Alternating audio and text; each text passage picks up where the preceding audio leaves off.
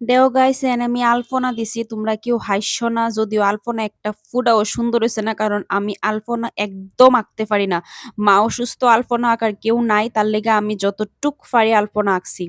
মানে জানি আমি সুন্দর হয়েছে না একদম সুন্দর হয়েছে না আমি তা ফুল টুল কিচ্ছু বানাইতে পারি না তো যতটুক মানে মাথার মধ্যে যা আছে তাই এখানে মধ্যে আঁকছি এর থেকে ভালো আর মানে কোনো আইডিয়া নাই তারপরে দিয়া দেখো তোমরা মানে পরিবেশটা এত সুন্দর হয়ে আসছিল মানে কি ভাল লাগতেছে অ্যাকচুয়ালি আমরা তো গ্রামের বাড়ি তো গ্রামের বাড়ি এই মানে পরিবেশটি দেখতে খুব ভাল লাগে খুব সুন্দর লাগে পাখি উঠতাছিল এখানে সাদা মেঘ টাউনের মধ্যে তো বড় বড় বিল্ডিং টাউনে থাকি তো এইসব দেখা যায় না তারপরে দিয়ে এখানে দাও সন্ধ্যার দিকে লুট নিয়ে আইছিল সবাই তো এখানে সবাই কীর্তন করতেছে তখন এই কীর্তনের গান টান হইব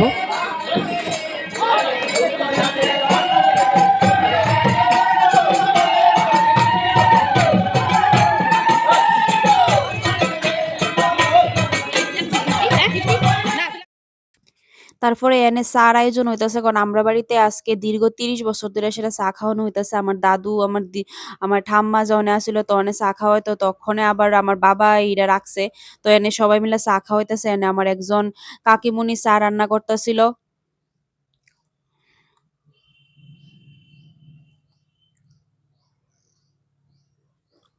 সবাই কীর্তন টির্তন সাইরা আমরা বাড়িতে আয়েশেরা সবাই লাস্টে কীর্তন করে লুট করে আর এখানের মধ্যে আমরা চা দেই তো এনে আমার আরেকজন কাকিমুনি আবার বিস্কিট ইয়ে করতেছিল অ্যাকচুয়ালি আমরা পাড়া প্রতিবেশী সবার মধ্যে খুব বেশি মিল তারা সবাই যে কোনো অনুষ্ঠানে আমরা হেল্প করে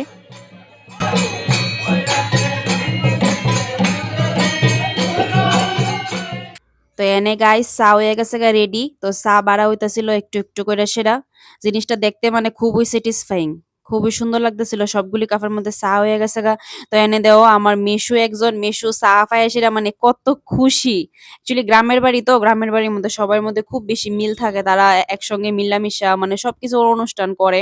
তো সবাই কত খুশি চা খাইতে আয় পড়ছে চা বিস্কুট তো গাইস এনে সকালবেলা আমার বাবা এই উঠানটা পরিষ্কার করতেছে তো এখানে আমার আয়া পড়ছিল অনেকটি পার্সেল মিশোর থেকে যেটা আমি একটা একটা করে সেটা আনবক্সিং করতেছিলাম অনেকটি পার্সেল আইছিল তো চলো দেখি কি কি পার্সেল আইছে তো সবার আগে এখানে একটা পার্সেল যেটা আমি আনবক্স করতেছি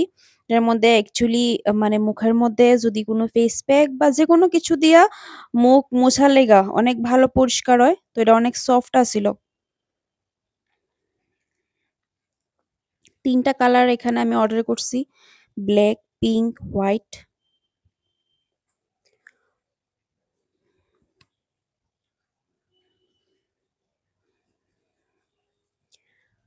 তো এখানে সেকেন্ড আরেকটা পার্সেল আমি আনবক্সিং করতেছি এখানে আমি একটা নাইট স্যুট আনছিলাম নাইট স্যুটের প্রতি আমি প্রচন্ড অবসেসড মানে আমার নাইট স্যুট বলতে খুব বেশি ভাল লাগে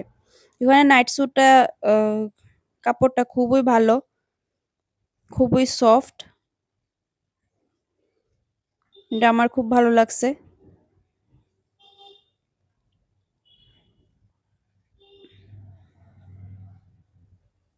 প্যান্টের কাপড়টাও মানে খুব সফট পরতে খুব আরাম লাগবো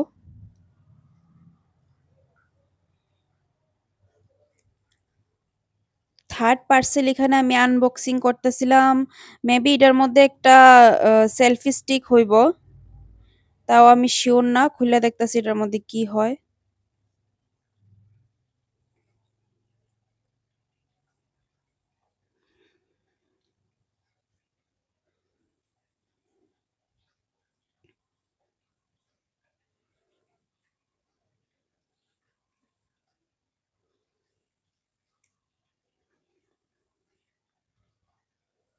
যা ভাবছিলাম তাই এটার মধ্যে একটা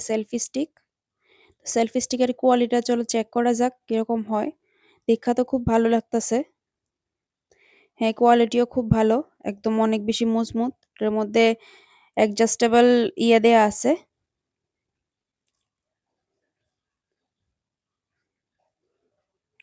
এটা যারা অ্যাকচুয়ালি ব্লগিং করে তারা লেগা এটা খুবই একটা ম্যান্ডেটরি জিনিস এটা একদম যেখানে খুশি এখানে যায় আর রাখন যাইব মোবাইল রেখে সেটা ব্লক করা যাইব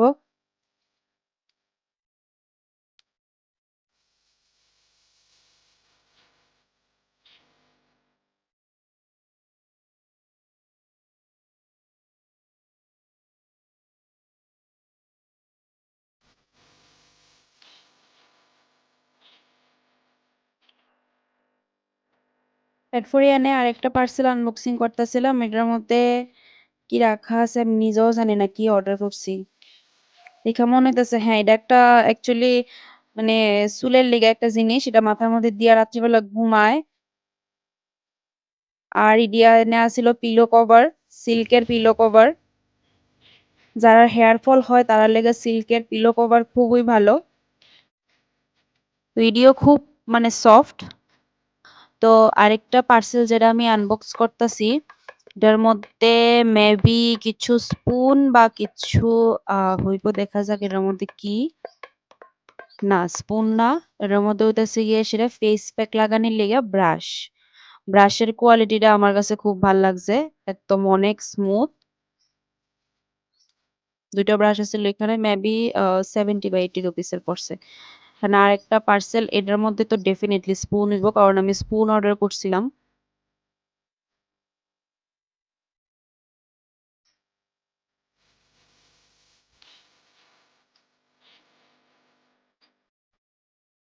এটার মধ্যে স্পুন। তো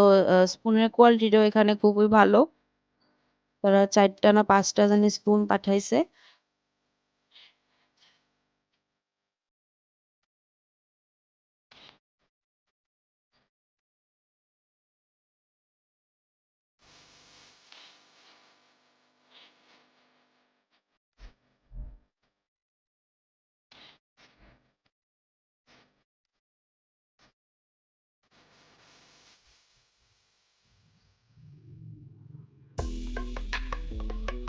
এখন এসে সবচেয়ে বড় পার্সেলটা আনবক্সিং করার সময়, যেটা আমার কাছে মানে এত ভাল লাগছে, এটা দীক্ষা সেরে আমি অর্ডার করে দিছি, বেশি দাম না, 150 রুপিস মেবি পড়ছে। মানে এত সুন্দর পাপুস, মানে এত সুন্দর,